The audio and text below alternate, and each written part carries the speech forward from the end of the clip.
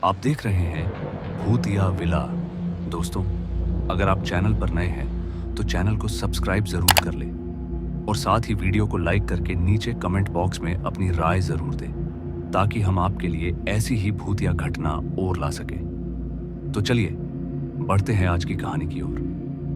दोस्तों, मैं अपने बीवी बच्चों का पेट पालने के लिए पहले तो नौकरी की तलाश में दर दर ठोकरें खा रहा था और जब किस्मत ने मेरा साथ दिया तो मुझे एक अस्पताल में वॉचमैन की नाइट जॉब मिली।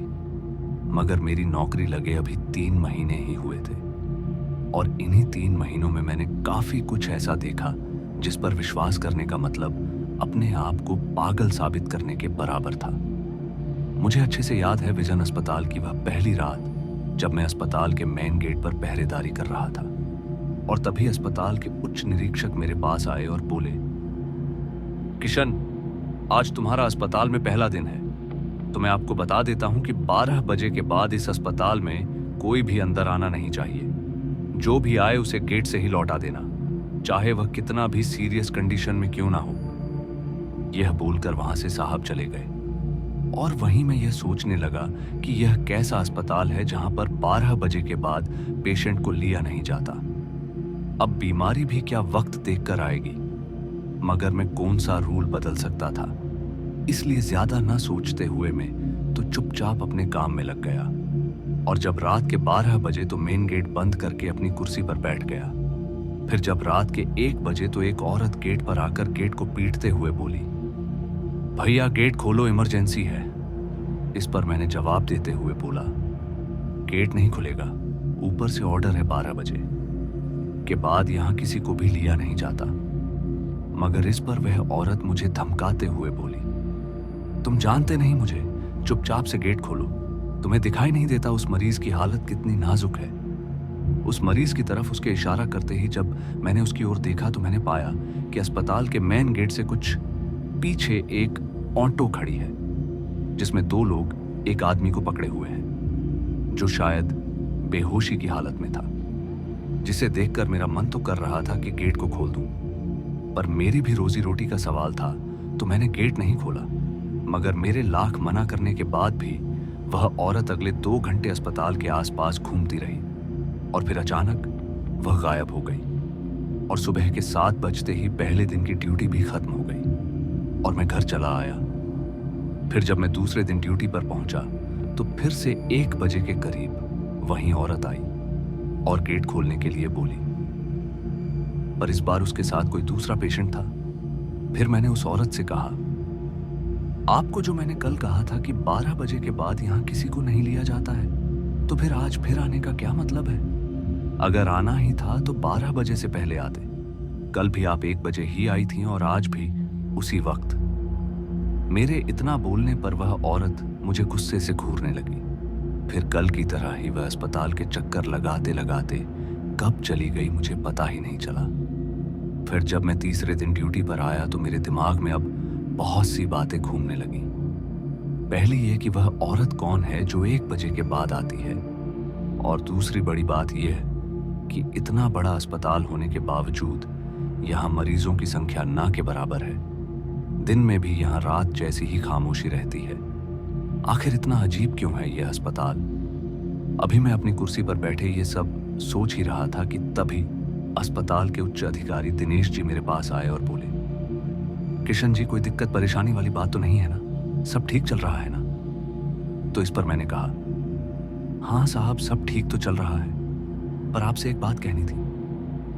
वह क्या है कि पिछली 2 रातों से एक औरत ठीक रात के 1 बजे के बाद आती है और वह गेट खोलने को कहती है, मगर मैं गेट नहीं खोलता हूं। मैंने अभी इतना कहा ही था कि साहब बोले, यह तो तुमने अच्छा काम किया, आगे भी गेट मत खोलना। इतना बोलकर साहब मेरी पूरी बात सुने बिना ही वहां से चले गए और उनके जाने के बाद मैं वापस अपने काम में लग गया। देर रात जब मैं अस्पताल का चक्कर लगाकर वापस मेन गेट पर पहुंचा तो मैंने पाया कि अस्पताल का गेट खुला हुआ है, जबकि ठीक 12 बजे मैंने खुद गेट लॉक किया था। फिर गेट किसने खोला होगा? और तभी मैं गेट को वापस से बंद करने ही जा रहा था कि मैंने देखा वही औरत गेट से बाहर जा रही है। ये देखकर मैं उसके पीछे दौड़ा ही था कि उसके गेट से बाहर निकलते ही वह गेट अपने आप ही बंद हो गया और गेट को अपने आप बंद होता देख मैं एकदम से वहीं रुक गया। मुझे समझ ही नहीं आया कि अभी जो मैंने देखा क्या वह सच था या मेरा कोई वहम। फिर किसी तरह जब गेट पर पहुंचा तो मैंने पाया कि गेट पर ताला अभी भी ज्यों का त्यों ही लगा हुआ है। ये देखकर मैं काफी डरा हुआ था, पर मैं किसी तरह रात भर गेट पर पहरेदारी करता रहा और जब सूरज निकलने ही वाला था कि मैंने देखा कि अस्पताल के कुछ कर्मचारी एक खून से सनी लाश को एक गाड़ी में डालकर अस्पताल के पीछे वाले गेट से निकल गए। यह पहली बार था कि मैंने कोई खून से सनी लाश देखी थी। रात तो वैसे ही डर में गुजरी थी और खून से सनी लाश ने मेरे को और भी ज्यादा डरा दिया था। खैर, मैंने किसी तरह अपने आप को संभाला और अपनी ड्यूटी करने के बाद में घर लौट आया, पर सूरज ढलते ही मेरी तबीयत अचानक बिगड़ने लगी, जिस वजह से मेरे घर वाले बहुत ही ज्यादा घबरा गए क्योंकि मैं बेहोशी की हालत में था और मेरी आंख तक खुल नहीं रही थी और ना ही मैं कुछ बोल पा रहा था। इसी बीच में बेहोश हो गया और जब मेरी आंख खुली तो मैं किसी अस्पताल में स्ट्रेचर पर लेटा हुआ था।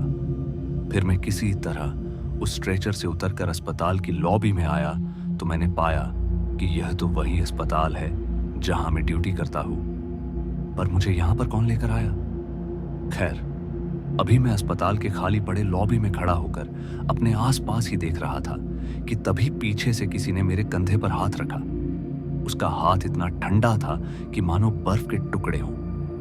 खैर, मैं डरता हुआ पीछे पलटा तो मैंने पाया कि रात के समय गेट पर आने वाली वही औरत मेरे पीछे खड़ी है, जो मुझे देखकर बड़े ही अजीब तरीके से मुस्कुराए जा रही थी। इससे पहले मैं कुछ बोल पाता कि मेरी आंखों के सामने अंधेरा छा गया। फिर जब मुझे होश आया तो मैं अस्पताल के बेड पर लेटा हुआ था और मेरे घर वालों के साथ अस्पताल के बड़े साहब लोग भी मौजूद थे। और तभी वहां खड़े दिनेश जी ने कहा, तुम्हारी किस्मत अच्छी थी जो वक्त रहते मैं वहां पहुंच गया, नहीं तो वह औरत तुम्हें भी जान से मार डालती। फिर जब मैंने उनसे पूछा, पर वह औरत है कौन और वह लोगों को क्यों मारती है, तो इस पर दिनेश जी ने बताया कि बहुत पहले वह इसी अस्पताल में काम किया करती थी और अपनी काबिलियत के बल पर वह बहुत ही जल्दी बहुत कुछ सीख गई थी। पर उसका पति जो शराबी और जुआरी था, उसने उसे अपनी लत के चलते लाखों के कर्ज में डुबो दिया। ऐसे में उसे जल्द से जल्द किसी तरह पैसों का इंतजाम करना था और जल्द ही उसे एक तरीका मिल गया। वह अस्पताल के कुछ लोगों के साथ मिलकर मरे हुए लोगों के ऑर्गन्स निकालकर बेचने लगी। पर उसका कर्ज बहुत ज्यादा था और अस्पताल में इतनी मौतें नहीं होती थी, जिस वजह से उसने एक और घिनौना काम शुरू किया। वह सीरियस कंडीशन के मरीजों को जानबूझकर मार डालती और फिर उनके ऑर्गन बेचती, जिस कारण जल्द ही अस्पताल में मृत्यु का रेट तेजी से बढ़ने लगा। फिर जब जांच हुई तो वह पकड़ी गई। उसे सजा तो हुई, पर वह सजा के दौरान मर गई। उसके मरने के बाद अस्पताल में अजीब अजीब घटनाएं होने लगी और अस्पताल में जब भी कोई मरता तो उस मरने वाले इंसान के सारे अंदरूनी अंग अपने आप गायब हो जाते।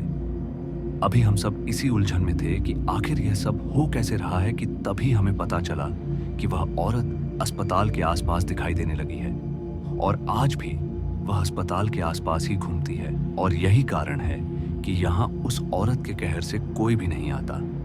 दिनेश जी की बातें सुनने के बाद मेरी हिम्मत नहीं हो रही थी कि मैं यहाँ पर काम करूं, पर मैं अपनी रोजी रोटी के चलते अब तक काम छोड़ नहीं पाया। 3 महीने बीत चुके हैं और आज भी वह औरत अक्सर मुझे दिखाई देती है और इन 3 महीनों में इसके अलावा और जो भी कुछ हुआ वह मैं आपको फिर कभी बताऊंगा। तो दोस्तों, आज की इस कहानी में बस इतना ही और मैं आपका दोस्त जल्द मिलूंगा एक ऐसी ही और डरावनी कहानी के साथ। धन्यवाद।